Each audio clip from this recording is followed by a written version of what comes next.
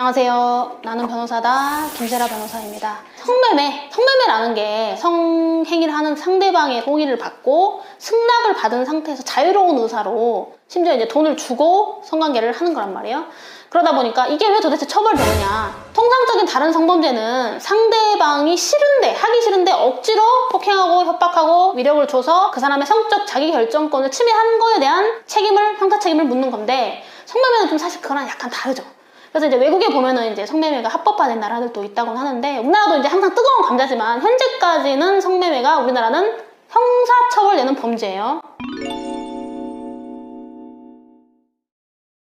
일단은 성매매, 알선 등 행위의 처벌에 관한 법률이라는 법이 있어요. 성매매 알선법이라고 줄여서 얘기를 하기도 하는데 그 법이 기본입니다. 그래서 그 법에 따르면 성매매의 개념을 불특정인을 상대방으로 해서 금품 등 재산 사기익을 수수하거나 수수할 것을 약속하고 성교행위나 유사 성교행위를 하는 것을 성매매라고 말해요. 그러니까 돈 주고 성관계하는 거. 이게 성매매예요. 근데 이제 성매매 알선이라는 개념도 나와요. 성매매 알선은 성매매를 권유하거나 유인하거나 강요하는 행위 또는 성매매에 필요한 장소를 제공하는 행위. 성매매에 제공된다는 걸 알면서도 물건이나 자금이나 건물을 제공하는 행위. 뭐 이런 것들이 현재 성매매 알선법상 성매매 알선의 개념에 포함됩니다. 자, 요거는 이제 기본 상식으로 알아두시고, 자, 그러면 처벌 근거와 처벌 수위가 어떻게 되는가? 그걸 이제 크게 세 가지 유형으로 나눠야 돼요. 첫 번째, 성인을 상대방으로 한 성매매 행위 자체에 대한 처벌 규정은 성매매 처벌법 제12조에 나옵니다. 처벌 수위가 굉장히 낮아요.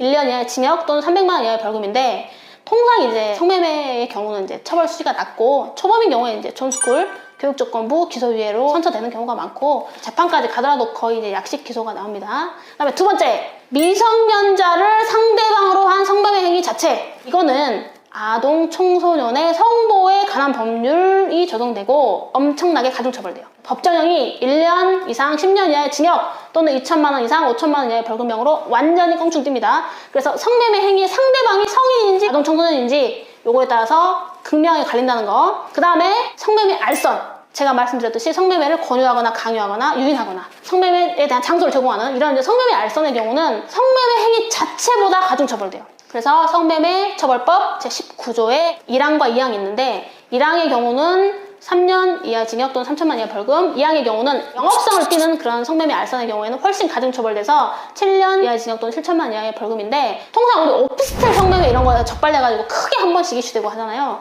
그런 게 이제 바로 영업으로 하는 성매매 알선입니다. 그래서 엄청나게 가중처벌 된다는 거예요. 자, 여기까지가 성매매 그리고 성매매 알선에 관한 처벌 근거에 대한 기본 틀입니다. 마지막으로 변호사님, 제가 성매매 또는 성매매 알선으로 경찰 조사를 받게 됐습니다. 주의해야 될 점이 뭔가요?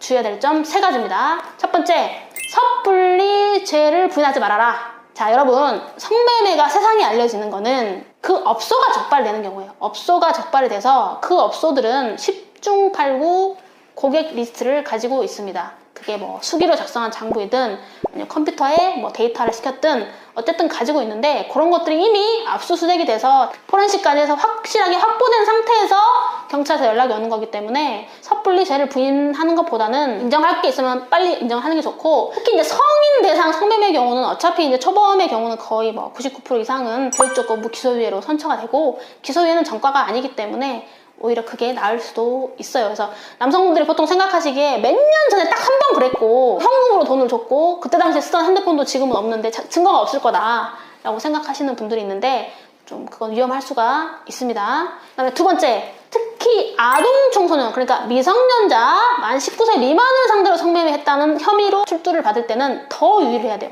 앞에서도 말씀드렸지만 형량이 엄청나게 차이가 있어요. 성인 대상 성매매는 초범의 경우에 기소유예 나간다 했잖아요. 근데 미성년자 대상 성매매는 초범이어도 집행유예, 징역형 다 나옵니다. 그래서 여러분 이제 주의해야 될 게, 요즘에는 이제 스마트폰 어플 있잖아요. 채팅 어플? 그런 게 이제 이 신원 인증을 전혀 하지 않고 가입하는 사람이 작성한 대로 인적사항이 기재가 돼요. 그러니까 제가 만약에 20살이 아닌데 제가 20살이라고 해서 가입을 하면 그걸 보는 사람들은 이 사람이 20살이라고 생각하는 거죠. 거기에서 이제 만나는 경우가 많아요. 그러면 남성 입장에서는 그 상대 여자가 이렇게 소개를 합니다. 나 22살이야. 지금 대학교 휴학생이고 알바하려고 돈 벌려고 하는데 내일 뭐 어디 모텔 앞에서 만나자. 그러면서 뭐를 하면 얼마 이렇게 해서 본인이 구체적인 그런 조건까지 제시하면서 이렇게 하는 경우들이 많거든요.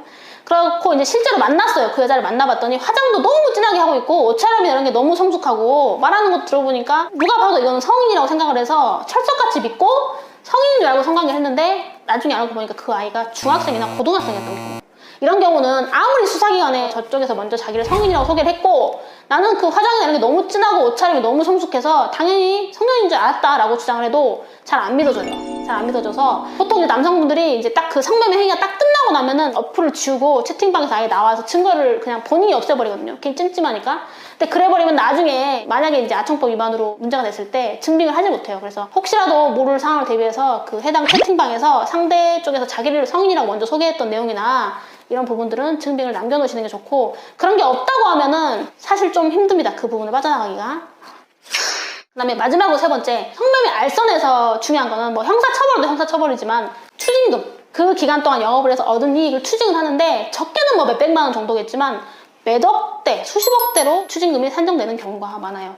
그래서 그런 경우에 대한 방어를 어떻게 할 건가? 추징금은 보통 이제 수사기관에서 한번 특정을 하면 법원에서 판사들이 그걸 법원 단계에서 다시 교정하려고 하지는 않는 것 같아요. 그래서 수사 초기에 추징금액의 액수에 대해서도 명확하게 좀 바로잡을 필요가 있다고 할 때는 좀 변호사 도움을 받는 게 좋을 수도 있어요. 자, 성매매 알선, 기본적인 처벌 근거, 처벌 수위하고 경찰 조사 어떤 점을 유념해야 되는지를 말씀을 드렸습니다. 많은 도움이 되시길 바랍니다. 오늘도 시청해주셔서 감사합니다. 구독과 좋아요 꼭 눌러주세요.